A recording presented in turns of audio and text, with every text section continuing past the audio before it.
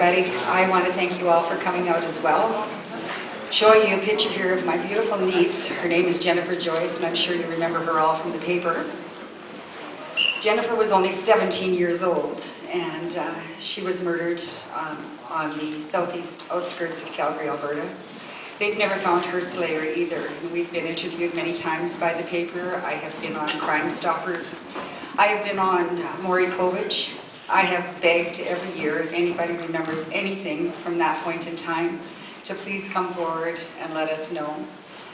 I want to thank that wonderful gentleman who spoke this evening, because it is a very difficult thing to think about her being murdered and the way she was found and say, I forgive the slayer. That is a very, very difficult thing to say.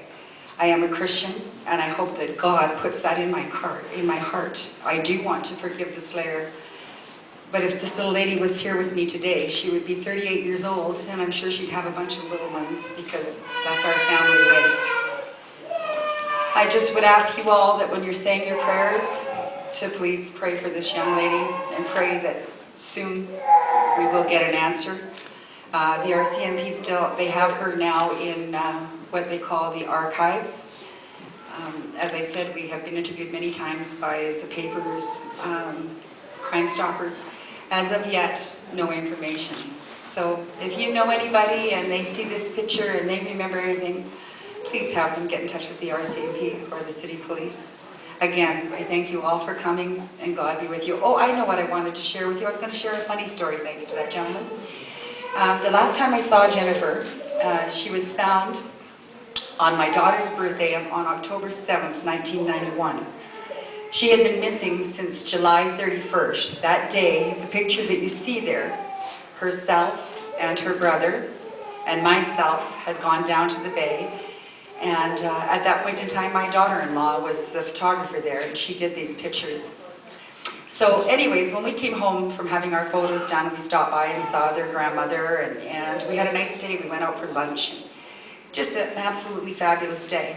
So they were going that night to a basketball game, and of course she wasn't going to go in that attire. So she borrowed some clothes off of me, and I said to her that day, JJ, just remember, I really like that shirt, and if I don't get it back, don't you dare come back, right? That's a horrible thing to think of the last thing you said to somebody you love so much.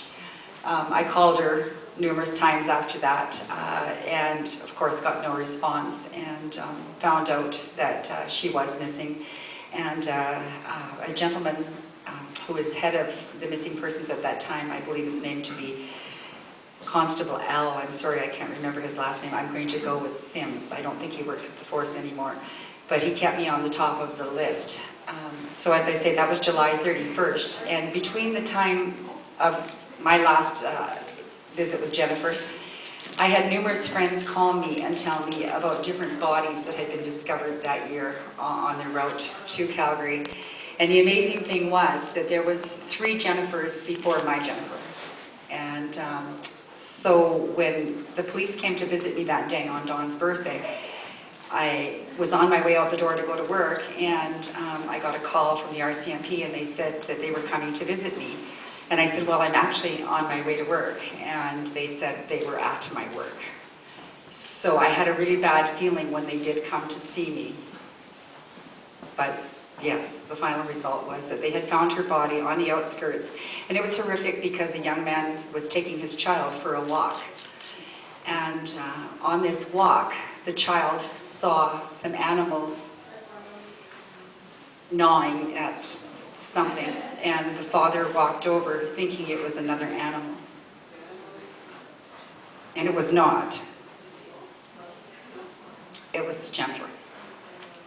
So I'm very sad to tell you that story, but I would like you all to pray for all these women that are missing, the ones that haven't been found, and the ones that they found the bodies but not the slayer. God be with you all. Thank you very much.